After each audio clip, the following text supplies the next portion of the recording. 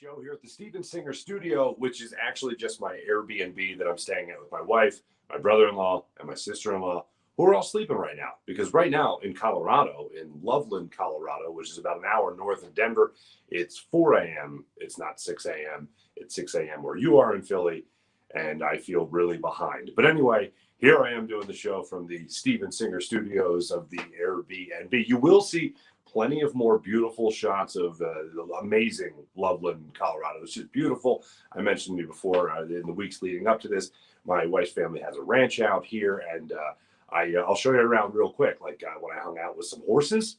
Hey, these are horses. Hung out by the lake. That's a lake. Hung out with some cows. Those are cows. And I hung out with my kid. That's my kid. What sound does a cow make? So there you go. We'll give you plenty more of the scenic views, if you will, from around the ranch over the course of the week. I'll be fly fishing later today. Can't wait for that. I'll give you guys that fresh content a little bit later in the week. Look to do some horse riding. Look to do some kayaking again, some more fishing after that. And, of course, bring you a fine Hughes Day on Tuesday. So I still plan on talking to our good friend Hugh Lamont Douglas III later in the week. But we got so much we got to get into since we last talked Friday morning. MLB trade deadline came and went. Phillies, I give them a B. We'll talk about it. I give them a B. We'll talk about that. We'll talk about some of the Eagles news, some of the Carson Wentz news, NBA free agency. Plenty to get into over this opening segment. I plan to give you guys about 15 minutes. And then, it's been 6 months. 6 months since we started the show. And over the course of the last 6 months, I've really enjoyed myself. And we got a couple of best of moments that we're going to re-air for your enjoyment later on in this episode. But let's start off with the Phillies. Phillies lose 2 of 3 to the Pirates. And before I go banging my head against the wall over that, losing 2 of 3 to the Pirates, let's talk about that trade deadline. All right. Kyle Gibson, like the move. And this is why I give them a B. They upgraded the rotation with Kyle Gibson and needed another starter. They got another starter. They needed someone at the end of their bullpen, and they got a closer in Ian Kennedy. Then, go ahead and get me a prospect. As much as I didn't want to see them move on from Spencer Howard, because I just didn't think he got a fair shot here in Philadelphia, they still got another pitching prospect in Hans Kraus, who I know will be a fan favorite if he ever does make it to the big leagues. The guy's just a weirdo. He's a complete weirdo is what he is. That's my professional baseball opinion. The guy's a weirdo. But nonetheless, we'll see if he ever pans out to the big league level. But let's look at it like this. I think you have a guy in Gibson. It's exactly what you need. Got you 6 2/3 yesterday. Looked good throughout. He's exactly what you needed in this rotation. So you upgraded your rotation, and you got a closer in here. So those 2 things the Phillies definitely needed. And in doing that, Vince Velasquez leaves the rotation finally. Nobody knows what took so long for that to happen. So he's in the bullpen. And now Ranger Suarez is going from, let's see if we got this right. He's going from middle relief to closer, now to starter. What could go wrong? Ranger Suarez, I believe, is 25 years old. He's been in the system since he was 16 years old, and Ranger Suarez, 22 years old, excuse me, and he's been in the system since he was 16 years old. He's got 82 minor league starts to his name since he was 16 years old. That's over 8 minor league seasons. So, hey, look, I hope it works out, but the Phillies seem to not really have a good grasp on how to stretch guys out, shrink them down, stretch guys out, shrink them down, and I think the perfect example of that is the guy they just traded away in Spencer Howard. But overall, I like what they did. They got what they needed, so that's good. Hopefully, this is exactly what they need to propel them into the playoffs for the first time in a decade. And this was obviously a rough series. Dropping 2 or 3, dropping a game, the middle game of this series, where Aaron Nola actually pitched very well throughout the game. The Phillies just couldn't get him any run support, unfortunately. And then you're also watching blunders throughout this series from Bryce Harper in right field. Have no idea what's going on there. He had a great game yesterday from the plate. Knocked a couple of doubles for him, so that's great. But in terms of how he was trying to play fly balls, hit to the warning track in right field, no idea what he was trying to do. A base running mistake yesterday. Almost made 2. He just laid down a double on a play that he stretched a single into a double. So good hustle of Bryce on that, but still not exactly the smartest play in the world. I think Bryce Harper has to be the MVP candidate from this point on. And he's had some really good games, put some really good games together. But blunders like that in the field, you just can't have from a guy who's supposed to be the MVP of your ball club. JT Realmuto has been great. Alec Boehm has started to hit. Hopefully, Didi Gregorius is starting to figure it out as well. All that happens. Oh, the Phillies, of course, got Freddie Galvis back, too, which is a fan favorite. Always love Freddie Galvis, so good to see him back in a Phillies uniform. So the Phillies are obviously busy. Just would like to see them be busier with wins. Some more win column check marks would be nice. 4 games coming up here against the Washington Nationals in D.C., so we'll see how the Phillies do with that. And then after that, 3-game series against the Mets. So you're looking at this 7-game swing here with some very important games with huge implications for the playoffs, most notably with those games against the Mets. But here's what I'm hoping doesn't happen. The Nationals are a team that has packed it in. They've given up on the season. They've traded away all their assets. So they're in a situation right now where they shouldn't be winning a damn thing. And the Phillies, if you remember 2 weeks ago when I said the Phillies were kicking it into high gear in the second half of the season with a schedule that was supposed to be the easiest schedule in baseball. I said the one thing that scares me about that is what if the Phillies become one of those easier teams to play? And we've seen them do it for the last 10 years, even in August or in September when they flirted with even the playoffs, sniffed the playoffs a little bit, they collapse. And that was the case under the later years under Charlie Manuel. That was the case under Pete McCannon. That was the case under Gabe Kapler. And that was the case last year under Joe Girardi. Will the trend continue again this year? I would love to say that the Phillies have enough. If I'm making the prediction right now, I say they miss the playoffs. This is just what unfortunately happens. They go up against teams like the Pirates. They go up against teams like the Nationals who are packing it in, and they can't beat them. They can't win those series. You have to be able to win those series. This is a huge series for them coming up against Nationals, even bigger series after that coming up against the Mets. We'll know a lot about this Phillies team and really not whether or not they can be a real legit playoff contender by what happens over the next 7 games of the schedule. So we'll keep our fingers crossed, keep trying to be optimistic. I'm hoping they do it. Got to get into the Eagles. First, before we even get into the Eagles themselves, let's talk about a former Eagle. Shame on us, on all of us, for being so optimistic about the Eagles. 3 first-round picks. It's really 2. Now, why did we say 3 so many times? Well, because that was optimistic. That was wishful thinking. The second, Carson Wentz is here, can't stay healthy. Everyone rails on him because he can't stay healthy. So the minute he gets traded and him staying healthy benefits the Eagles with a pick, people go, oh, well, Carson's going to start 70% of the snaps at least. They'll make the playoffs, 75% of the snaps. They'll make the playoffs. Carson's fine. So Carson's got a foot injury. Apparently, according to one report, I think Mike Silver put it out there, Carson Wentz has a bone injury in his foot and a ligament injury in his foot and will likely require surgery. He's going to take it easy, according to Ian Rappaport of the NFL Network. He's going to take it easy in deciding whether or not he wants to have surgery. If he does end up having surgery, you're talking about months you can miss here.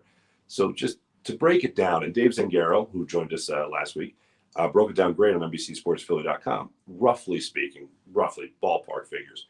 You miss 4 games, you're flirting with 75% of your snaps lost. You miss 5 games, you're missing probably 70% of your snaps. 6 games, forget about it. Bets off. There's no way he gets at least that 70% of the snaps for the Indianapolis Colts to maybe give the Eagles a shot at getting that first-round pick instead of the second-round pick if Carson Wentz plays 70% of the snaps and his team makes the playoffs. Or he just plays 75% of the snaps and the Colts don't have to make the playoffs at all.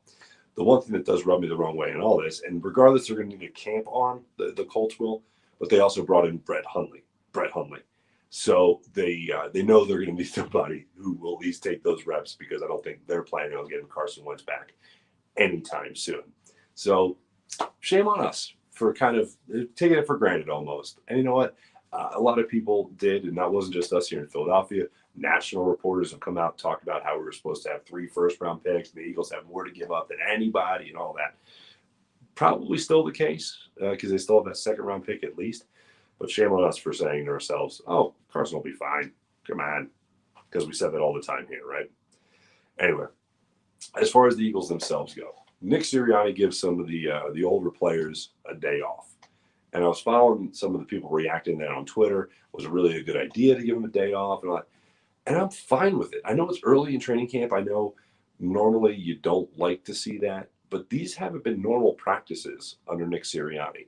If you were going to tell me that these guys were going to have a day off, I wouldn't expect it to be shorts and shells, but still being physical, and players remarking about how it's still physical, and their defensive coordinator talking about how they're not going to take the stinger out of this defense because that's the attitude, that's the mindset they have to have as a defense. So if you give a couple of the older guys a day off, I'm fine with that. I love what I'm hearing coming out of Nick Sirianni's press conferences. I'm loving what I'm hearing coming out of the practices themselves, from the way the players speak about it. We talked last week about Lane Johnson saying that everything is charted. There's wins and losses and practice days. Nick Sirianni's talking about how the defense has won every day at practice while his offense is sputtering right now. They're just kind of putting around because they can't, either get offensive rhythm going. They don't know the plays yet. They don't know any type of install yet. They're still very much trying to catch up on all of that. So Nick Sirianni is trying to rally his offense to try to get back into gear and actually win a day, which they haven't done yet.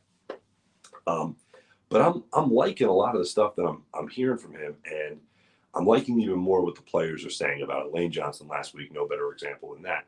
But I know it's an unpopular opinion. I feel like Nick Sirianni is going to continue to be low-hanging fruit until we actually see him coach a game. And that's when we get something real tangible to put our hands on and really judge. But I like what I'm hearing about the way he runs his practices. I like what the players are saying about it. And I like how Nick Sirianni is handling a lot of his initial days of being a training camp head NFL coach. One thing that does rub me the wrong way, and it's not just him, it's also Howie Roseman, it's the rest of the Eagles. Anytime they're asked a question about Jalen Hurts, they always answer it in the most bland, non-committal answer you could possibly think of. It's almost like they've become masterminds of PR when it comes to this, because they still are just waiting in the wings for Deshaun Watson. And he gets asked a question yesterday of the mechanics of Jalen Hurts. And he's talking about how his footwork is something that they always try to work with him on. And when it comes to everything up top, that's where he tries to not mess with a quarterback.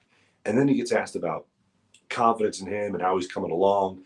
And it's just basically the easiest X's and O's answer without talking about whether or not he is taking the reins of this team like they talked about last week, or whether or not he is becoming the leader on this team like a quarterback number one on any roster should be. It's almost nothing to make you think they're thinking of the future. And it's just so weird to think about that when training camp is underway. The first preseason game is about 2 weeks away. And the Eagles are in a spot right now where everyone knows around the league that they're looking at Jalen Hurts as we've always called him. Not Mr. Right, but Mr. Right now, unfortunately. So we'll, as I always say, we'll continue that and continue to follow it. But I found it interesting. Jalen Reagor is going to be back he was out running a little bit yesterday. Dallas Goedert, the same type of thing. Two guys that failed their initial endurance test. So we'll see how all the rest of that goes. But looking forward to seeing how the rest of this plays out. I know one of the other stories, of course, today, NBA free agency is getting underway. I saw a report from Woj saying that the Miami Heat are in hot pursuit of Kyle Lowry. And I saw some people hit me up on Twitter saying that pissed them off because the Sixers should be in there. Kyle Lowry is not an end-all, be-all guy for me. I'm still in the same school of the CJ McCollum and, of course, Dame Lillard above all else and all that. So that's still what I'm hoping for. Kyle Lowry, I'd like to see in Philadelphia, but if he is the marquee move, then the Sixers have failed. So it's not, if they don't get Kyle Lowry, it's not a pass-fail for me. And I don't think Kyle Lowry going to Miami, if that's in fact where he ends up, all of a sudden makes Miami some legit amazing contender in the Eastern Conference. So I'm still waiting with bated breath to see where this goes. I think everyone knows at this point Ben Simmons is going to be moved. It's just a matter of when and not if. So we're just all waiting to figure out how that all falls into place. And Kyle Lowry is one of the best free agents you can get that's out there on the market this year. That's why everyone's saying you could get more from Ben Simmons eventually, because if teams are looking to drastically improve their team, the free agents aren't there to really push teams over that hump and get them over the top. It's all going to come down to trades. So we'll see how that plays out as well. As I always like to do here at the Steven Singer Studios, i.e. my Airbnb in Loveland, Colorado, beautiful Loveland, Colorado. I like to tell people to go to Steven Singer if I hate Steven Singer online at IHateStevenSinger.com. I send my friends, I send my family to Steven Singer Jewelers, the other corner of 8th and Walnut, right in Philadelphia, right in Jewelers Row, because I know every single time they're going to get taken care of, they're going to get treated with respect, and above all else, the perfect price. Every single day, the perfect price. You walk in the door, a real jewelry expert walks you through all the inventory, and you don't have to worry about haggling, negotiating, or anything like that. You don't have to worry about what the person next to you is paying, because they're paying the same thing. And nothing's marked up there like other jewelers mark it up just to mark it down in front of you to make you feel like you're getting some kind of deal. Not at Steven Singer of Steven Singer Jewelers. Do what I do. Steven Singer Jewelers, the other corner of 8th and Walnut, right in Philadelphia. Every day, the perfect price at IHateStevenSinger.com. Always fast and free shipping at IHateStevenSinger.com. Once again, it's been 6 months of this show, so we put together some of our favorite moments from the show, and here is one of them right now. Thanks for watching. Thanks for listening. Take it easy, everybody. Presented by FanUp. Download the FanUp app and may the best fan win. Former Flyer and current co-host of the Nasty Knuckles podcast, Riley Cote, hit me up to see if I'd come out to play golf for his foundation, Athletes for Care. Of course I obliged. After all, Riley is a friend of the show, and there would be athletes all over the place to cover, both from the past and the present. But first, what is Athletes for Care? Athletes for Care was founded by a group of retired athletes who recognized that that transition from sports, a career in sports, to the rest of your life was pretty rough. I'm one of the co-founders of Athletes for Care. It was there's several different athletes coming together and building an organization around health and wellness and for helping make change and advocating for research, education, and compassion within not just sports, but within actual society and some of these mental health issues, concussion issues, and addiction issues that a lot of people are plagued with and dealing with. It's definitely a different avenue to provide care in the medicinal ways to help athletes, and it's just a great group of organizations that come together and provide that assistance. So. Athletes for Care to me is just a great network of good people that are trying to find their way after they're done with an athletic career and look into alternative ways to heal and just be well. Now, what does it mean that all these people are here to support the charity? Obviously, if all these people are here, it's an awesome charity. You know what I mean? It's an awesome organization that people want to help. Now that we know who and what it helps, let's check in with some of the event's participants. It's been a couple of weeks with Nick Sirianni, a couple of months actually with Nick Sirianni. How do you think he's doing so far as the new head coach? How is he relating to the locker room? He's doing great. I mean, I think that everything's been a lot of fun so far. Obviously we've only been out there in shorts and T-shirts, but the energy's there. There's a lot of good enthusiasm in the building. So it's been a lot of fun getting to know all those guys and just being back around the team. Flyers obviously not in the playoffs right now. They missed out on that. What do you make of the Flyers hopefully heading into next season? I think it'll be much better. They had the season was tough because of all the things that were going on last year, and so they'll get a good start, and then so they'll practice a little better, and then Hart will be much better, and so the young guys will be playing much better. So I'm looking forward to the season. I think I got this hat in, if I remember, Cancun, I think. Cancun was my first time down here, so I got it last year. It was at a wedding, brother-in-law's wedding, and I seen it, and I was like, man, this is a nice hat, man. It's hot out here right now. Yeah, Lito, when I go around talking to people, they're all like, I'm here because Lito asked me to be here. All right, what does that mean to you that these people, these your former teammates, coming out to hang out with you? I mean, it shows that I was a pretty good teammate, I guess. Just a pretty good one, I guess. There you go. Obviously, you were a first-round pick. The Eagles just took another wide receiver with the first round. They took Jalen Reagor last year. They took Devontae Smith this year. What are you making in the early goings here of Devontae Smith? Well, he put in the work that he needed to put in college, and what a lot of people don't understand is he chose that college to play because he knew the system would fit him. We don't know what the system here is with the Eagles. We don't know what the coach is going to do or how they're going to put him in the right situation to succeed. So he has, all the tools to be great. Kind of like somebody else. But it's you don't know what the system's predicated on. Andy Reid's system was predicated on 50 people getting the ball, in one game. So then you end up with 12 catches for the year. But Are we talking about Smith? Yeah, we're talking about Smith. Yeah, Devontae Smith. That's We're right, talking that's about right. Devontae Smith. Okay, yeah. I have to ask you this. When people talk about Eagles cornerbacks, they always say, how come we can't get a guy like Lito? It always goes back to Lito. That's got to be a pretty flattering thing for you in your career. It is. It's a blessing. It was. Do you hear that from the fan base? Do you hear the people talking about that? I hear more than that. They think I can still play. You know. So I just, I think that he's going to do great. He has a quarterback that wants to throw him the ball. Damn, you see how it keeps on. I see. It's funny. It's crazy. Funny how it keeps on coming like that. The tie-in is crazy. Right. First-round draft picks. The quarterback. Hey, Smith, if you're listening to this, because you probably will be, buy your teammate roses, everything, man. Christmas presents, everything. Birthday presents. Make sure you hook them up. Never change, Freddie. And finally, we got to talk some golf at a golf outing, right? So I went around asking these guys if they could pick from a field of anyone ever, who would they pick to play with in a golf foursome? Now, when it comes to golf, who would you put in your all-time golf foursome, if you could pick? Ooh, well, the easy one, first pick is Jake Elliott. I mean, the guy's like a scratch golfer, best golfer I've ever played with. Then very underrated, nobody knows about, Jeff Stoutland's son, Jake, is phenomenal. So I'd have the two Jakes, and then I'd probably, swing around with Evan Mathis just for a little bit of fun on the course. Michael Jordan. Okay. Michael Jordan, because, if we have to end it in a fight, I don't want anybody else on my side. And I go with Coach Wright. I feel like, we need somebody to kind of steer us there. And I don't trust Jordan with that, so I feel like Coach Wright would be a good dude, too. Do you think Coach Wright's dressing game, do you think his suit game would carry over into golf? Do you think he'd be like the guy that wears the knickerbockers and then like the vest and the tie and the Jeff cap? Absolutely not. I would hope not. I wouldn't want that guy on my team. Yeah, I'd tell him go home. We'll take the caddy if we have to. Marc Howell. Mark Howell would be in there. Oh, yeah. I assume you have golfed with Mark before. Oh, yeah, he's a great player. Yeah. Who would carry who in that regard? Well, it would be Marc. Yeah, definitely. Who would you put in your dream foursome? My dream foursome in golf? Dream foursome?